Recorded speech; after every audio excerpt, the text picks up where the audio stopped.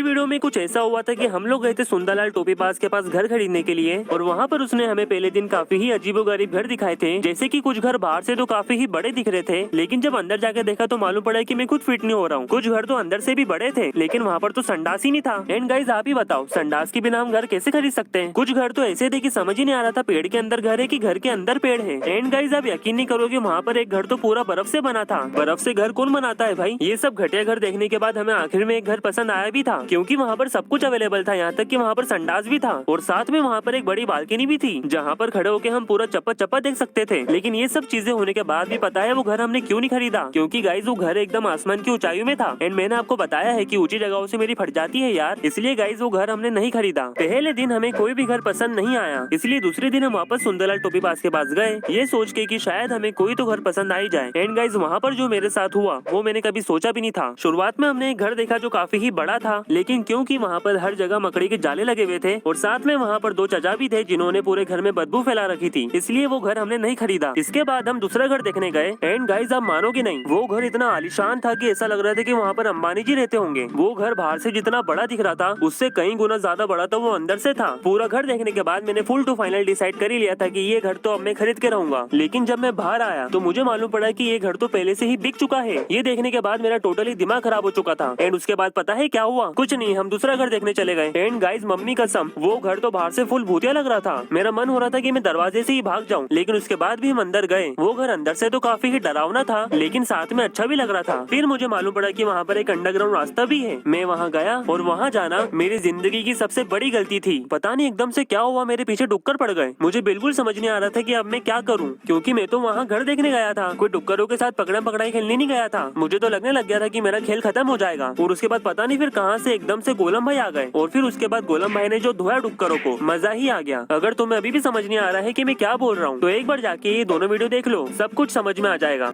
दूसरे दिन भी हमें कोई घर पसंद नहीं आया, तो फिर हमने डिसाइड करा कि अब हम घर खुद बनाएंगे। एंड गाइस फाइनली बड़ी मेहनत के बाद हमने खुद का घर बना ही लिया। पिछली वाली वीडियो में तो मैंने आपको नीचे का पूरा चप्पा चप्पा दिखा दिया था, लेकिन अब मैं आपको दिखाने वाला हूँ ऊपर वाला माला। अभी तुम सोच रहे होंगे कि मैं ऐसे करके बात क्यों कर रहा हूँ। देखो गाइस, ऊपर का माला बनाते बनाते मेरी कमर में लकवा पड़ चुका है, लेकिन टेंशन नहीं लेने का, हमारा बागा है ना, उसके पास हर बीमारी का इलाज है। चल बागा फटाफट से जंडू बाम दे, मेरी कमर में बहुत दर्द हो रहा है। नहीं।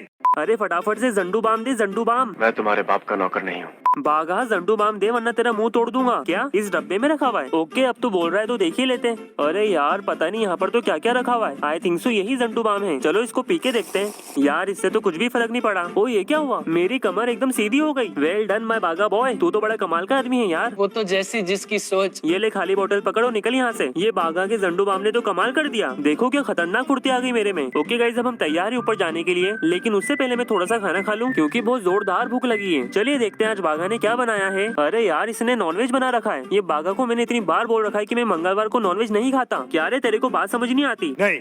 लगता है अब मेरे को कल के बासी ब्रेड से ही काम चलाना पड़ेगा।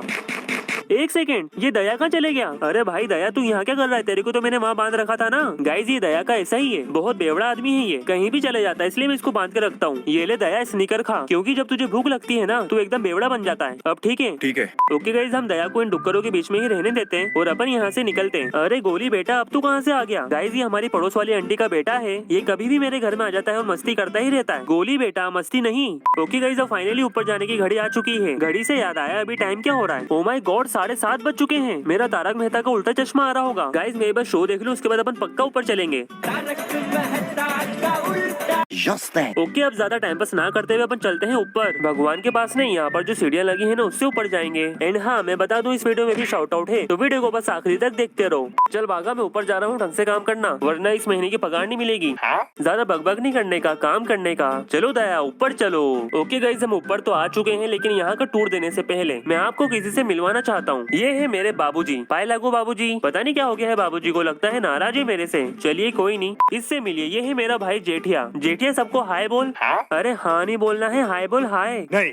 इसका ऐसा ही है, बहुत बदमाश है ये। इसको जो बोलो वो कभी करता ही नहीं है, बस दिन भर जलेबी फाफड़ा खाता रहता है, आलसी टट्टू। तो गाइस फाइनली आज मेरे बाबूजी का और मेरे भाई का फेस रिवील हो चुका है। अब ज्यादा टाइम पास ना करते हुए मैं आपको यहाँ का चप्पा चप्पा दिखा देता हूँ। लगता है बाबूजी अभी भी मेरे से नाराज हैं। क्या हुआ बाबूजी आपको? अरे तू जा रही। छोड़ो इनको, अपन यहाँ ध्यान देते हैं। देखिए गाइस ये है बाबूजी का रेडियो, वो भी उनके जमाने का। वो इसके बाजू बैठ के उनके जमाने के गाने सुनते हैं। देखो देखो ये जेठिया आ गया। जेठिया बेटा मस्ती नहीं। इसी के बाजू में एक छोटा सा बगीचा भी है जहाँ पर रोज सुबह बाबूजी और जेठिया टहलने आते हैं। देखो देखो नाम लिया और टहलने भी आ गए। चलिए आप लोग यहाँ पर आराम से टहलिए, मैं निकलता हूँ। यहाँ पर सब जेठिया की किताबें रखी हुई हैं जो सालों से यहीं रखी हुई धूल खा रही है, क्योंकि पढ़ता लिखता ही नहीं है साला। और ऊपर से 10वीं के एग्जाम कैंसिल हो गई है तो और नहीं पढ़ रहा है। पढ़ाई लिखाई कर दिन भर मस्ती करता रहता है। छोड़ो इसको, कौन समझाए, अपन तो यहाँ ध्यान लगाते हैं। देखिए गाइस ये है हमारा लॉकर, यहाँ पर हम सारा इंपॉर्टेंट सामान रखते हैं। अरे ये तो खाली है। अरे यहाँ पर मछली कौन रख गया? निकालो इसको।